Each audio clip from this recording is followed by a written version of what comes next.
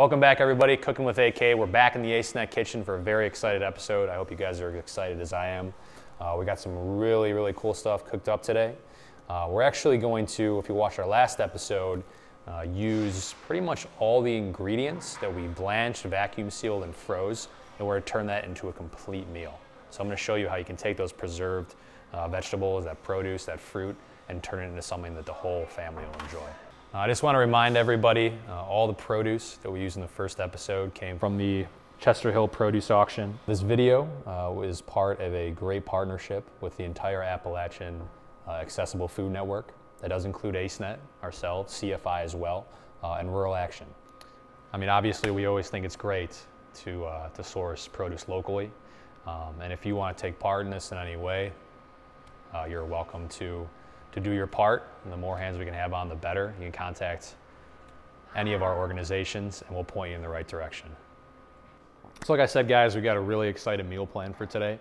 If you will remember last time, longtime followers of our whole 3 videos, our last video, the 3 pieces of produce we worked with were cauliflower, apples, and potatoes.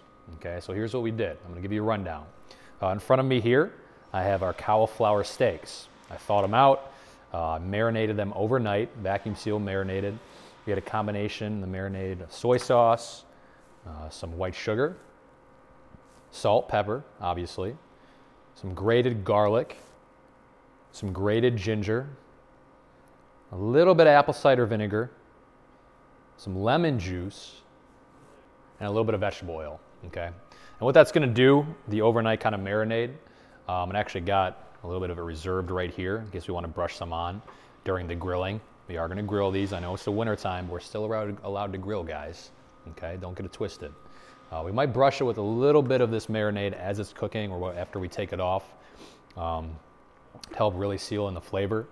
And I'm hoping it gets nice and kind of charred on the outside, stays nice and tender on the inside. And what I did actually, just a few hours before we filmed this, I took them out of the marinade and I set them on this nice grate. That's going to allow it to circulate air and kind of dry it out a little bit. Because we don't want them too wet. We don't want them falling apart on the grill, which may or may not still happen, but ideally that won't happen. That's going to dry them out, and it's really going to give us those nice kind of grill marks that we're looking for as we would on a normal steak. Let's move on down the line. Second step, this is pretty classic, okay? We took our potatoes, which we had cut up, we had blanched, so they're already a little bit cooked. And then we vacuum sealed them and froze them as well. I got those taken out the freezer a little bit earlier today. Let them dry out on this paper towel. We're making French fries. That's simple, guys. I got my deep fryer heated up, ready to go. I got it set right now to about 350, which is exactly where we want to be. So we're going to drop these guys in and let them do their thing. And then behind me here, we don't got to go over there right now, but on the stovetop, I took the apples and I made a chutney out of them. Okay, so if you remember, I kind of made some slivered apples. Again, I blanched them. When I pulled them out, you know, we're talking about a month later, guys, they look like the day that I cut them up. No oxidization, no color change whatsoever. These beautiful apples from the Chester Hill produce auction. And I used a lot of the same ingredients in the chutney that I use in the marinade. So we can have kind of that, I guess you could say, consistency of flavor between the dish. Okay, so you've got your apple cider vinegar, a pretty fair amount of that. Chutneys are pretty heavy on the vinegar. A lot of lemon juice, about 1.5 lemons worth. Pretty good amount of sugar, again. Some salt, some pepper, some crushed red pepper for a little bit of heat.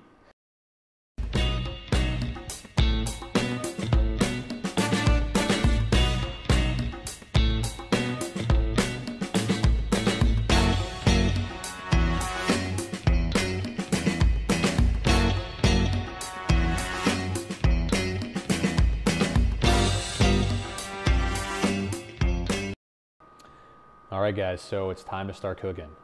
The first thing that we're gonna do here, we're gonna take our basket of potatoes and we're gonna drop them in our oil. Remember, we got it about 350, so they should start frying immediately. Now, when you drop product into oil like this, that's, you know, a little bit cold, you can see the light just went on here, the oil temperature comes down. Okay, so it's gonna take a minute or two for it to get back up to temp, and that's fine. What I recommend is to shake it a couple times so things don't stick together. but they are already cooked through. What we're looking for here is just to get more of a crispy exterior. All right, so while we got our fries going, let's head over to the grill.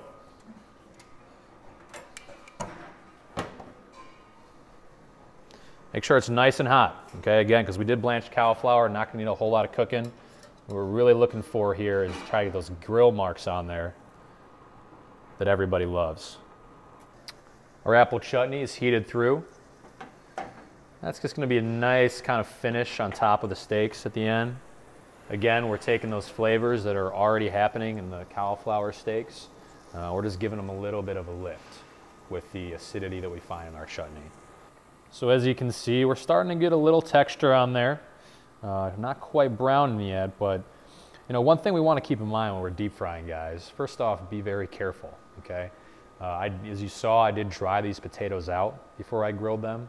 Water and hot oil are each other's worst enemies. If those potatoes had a lot of water in them, and if that oil was maybe a quarter of the way higher, then I'm risking it overflowing, okay? And we're cooking, you know, this is real cooking. This is cooking with AK. When you're cooking with AK, when you're using great local produce, you gotta take some risks from time to time because you got a great product, you wanna end up with a great product.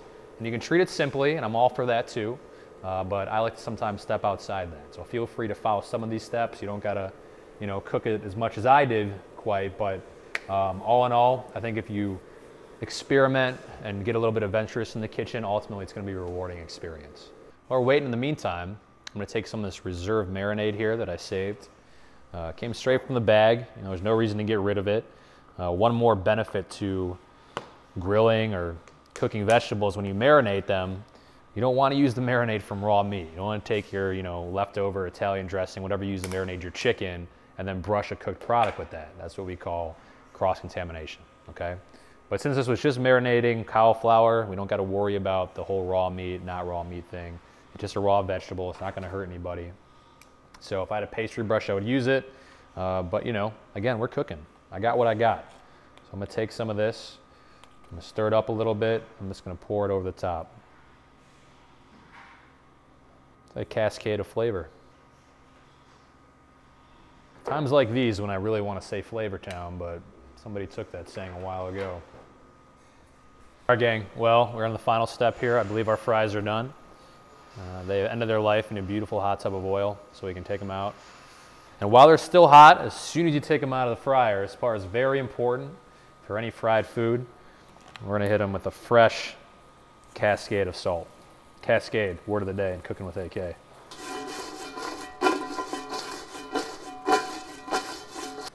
So there we have it. The fries on our cutting board, I mean serving plate. We're a commercial kitchen, not a restaurant, so it was the best that we got.